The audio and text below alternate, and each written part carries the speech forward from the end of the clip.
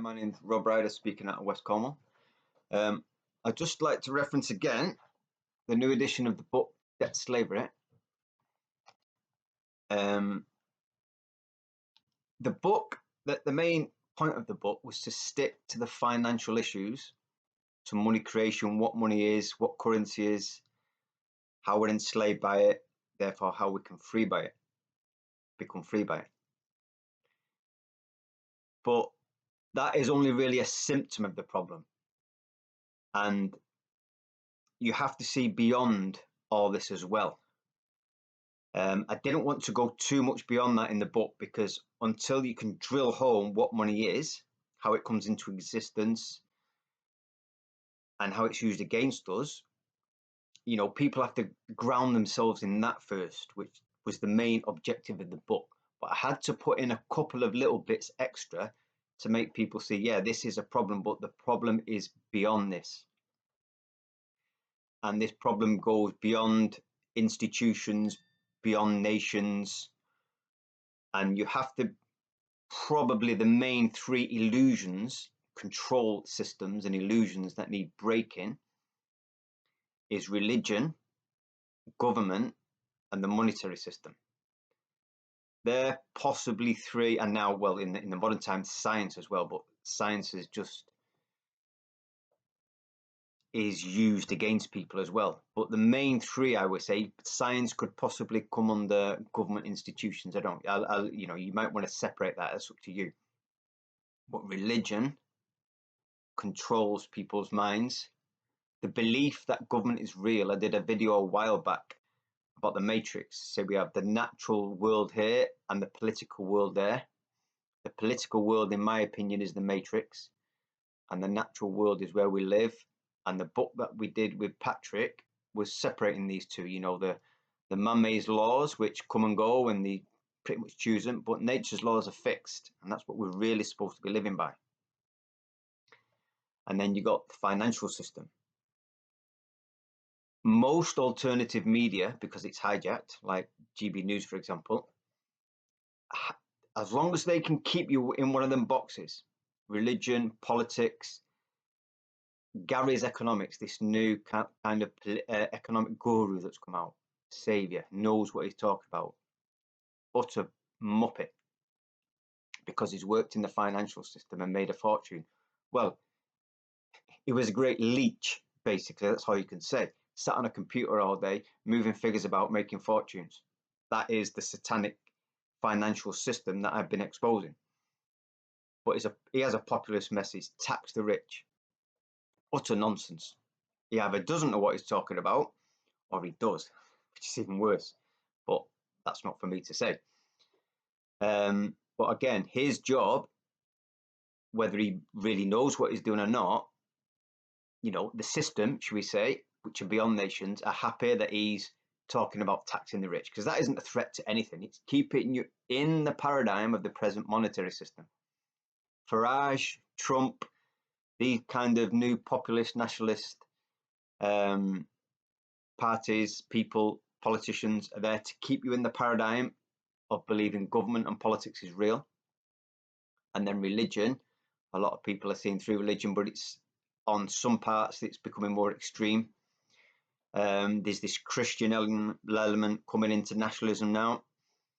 Doesn't matter what sect of Christianity you believe in or what religion you believe in, as long as you kept in that box, you're no threat to the system.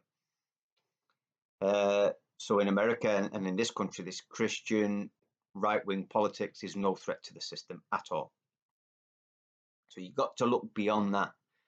So the point of the book was to break down the financial system in a very, very simple way, so at least everyone can grasp it, and I stuck to that.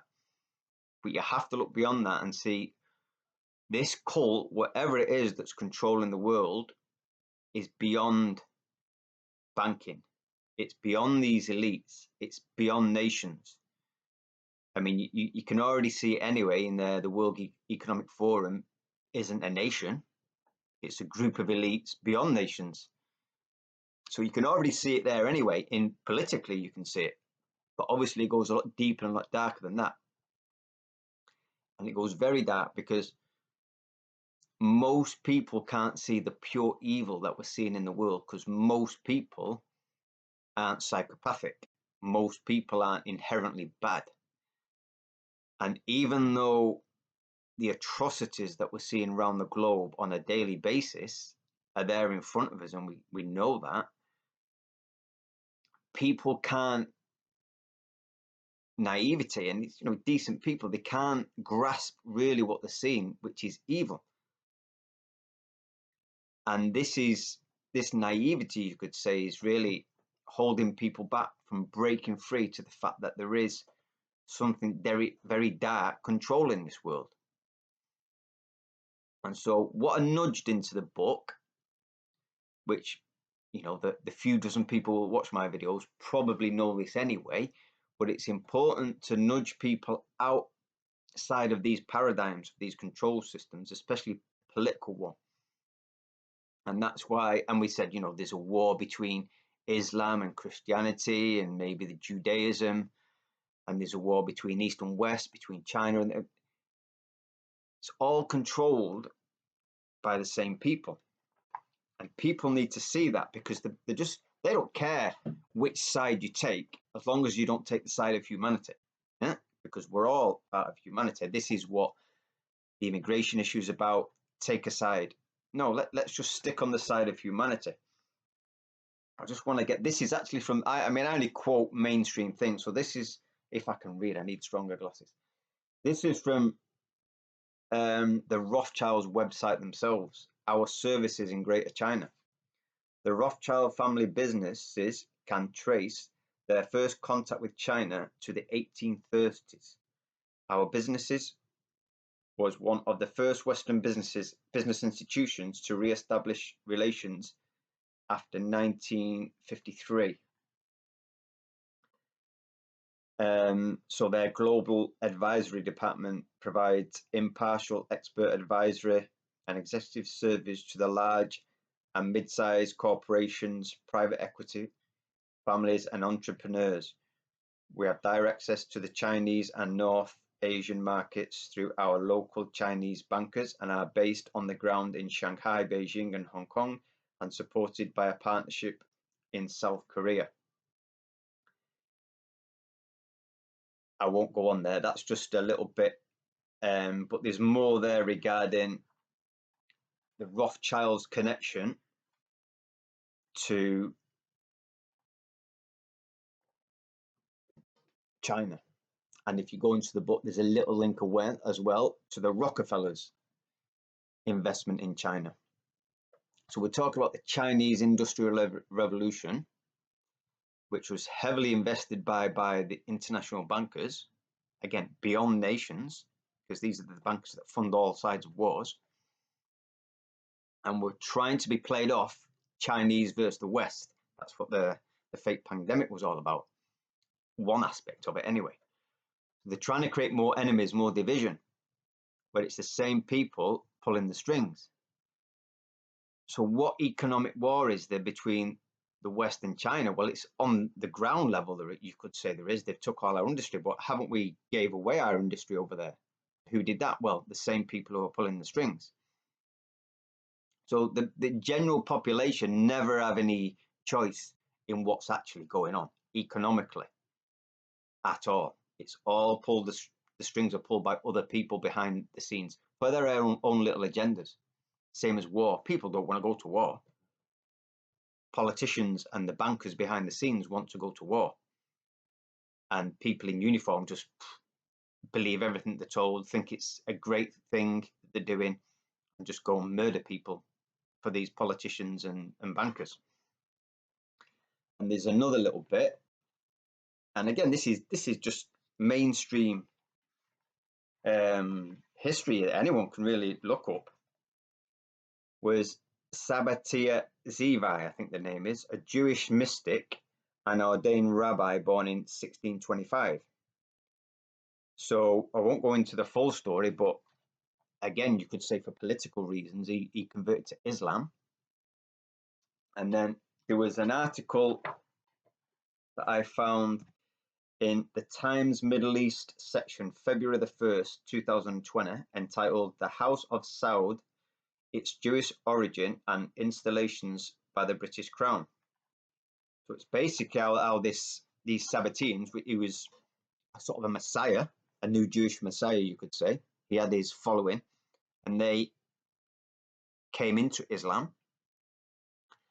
And this report is saying they're behind, with help from the British Crown, the House of Saud. And we also know the Rockefellers really funded the oil revolution, or whatever you want to call it, in Saudi Arabia, and controlling that. So when you look at the Middle East and you look at why is nobody supporting Muslims, supporting Palestine, or very few, should we say? Iran is obviously one, but we've demonized Iran. Where's Iran crossing their borders, going into other countries, trying to build an empire? I don't know. But obviously, you can understand why they don't support the Palestinian cause and have allies with Israel. So you can see that there's just one structure beyond nations, pulling the strings everywhere. And it just kind of explains it. And I only go into, and these are just mainstream reports. Yeah, you believe it or you don't. I'm not saying this is true, this isn't true. These are just mainstream reports, but it certainly explains the world situation.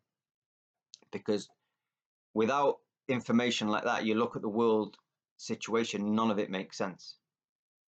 And so you have to see that all these enemies that are being created, it seems, when you research it, they're all controlled by the same force, by the same people that go the bankers and beyond. And they've infiltrated all institutions for their own agenda. That is above our pay grade, but we know that the agenda is basically to control humanity. And so when people are arguing it's, or the Chinese are a threat to us, or they're coming and they've taken up, no, it's not the Chinese. It's the same entity that controls us, controls them. Can't blame the Chinese. Or it's the Russians. Well, again, I think Putin is a World Economic Forum global leader. So he's got his own agenda within the agenda. You look at the countries that the West has invaded in the Middle East, Syria, Libya, Iraq. They, at least from what you can see, didn't want to play the game, the global agenda game. So they demonize them and they go in. That's the pattern. Demonize them, go in. I mean, we already know nobody found weapons of mass destruction, but people just seem to forget that and go on.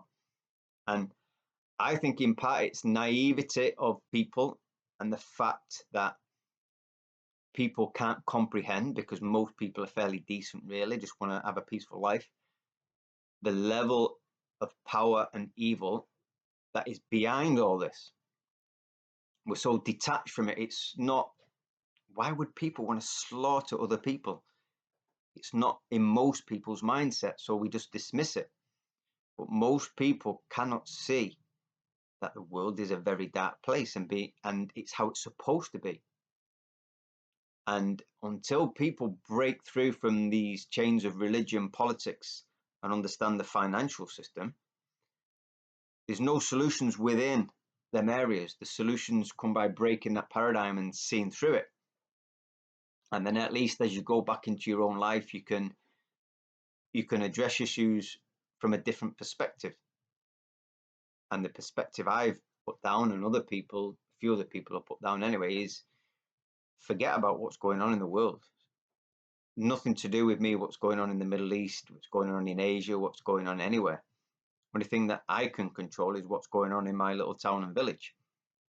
And that is actually where the global agenda is manifesting. I did a video on that on a while back. That's the only politics I need to be involved in, what's happening in my own town and village. Can I see these agendas creeping in? Yeah, can we stop them there? Everybody doing it in their local town and village. So the book, like I say, the book,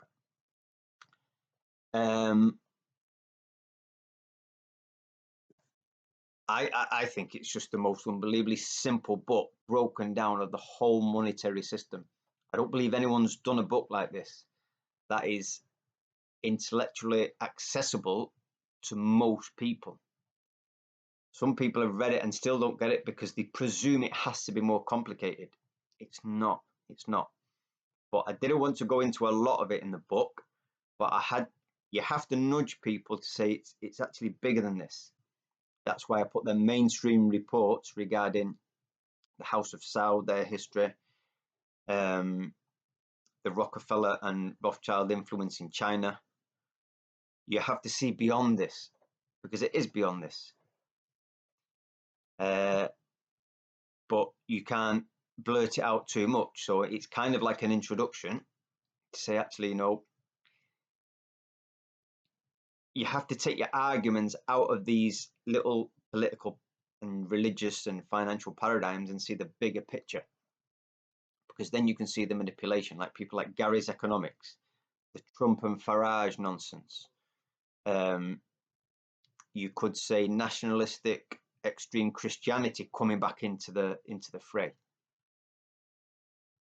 These are all parts of the control system, and you have to sit back and see that actually there's something bigger going on here, and that was the aim of the book, to nudge people forward, say, yeah, listen, it's important to understand the monetary system, but there's something a lot bigger going on here.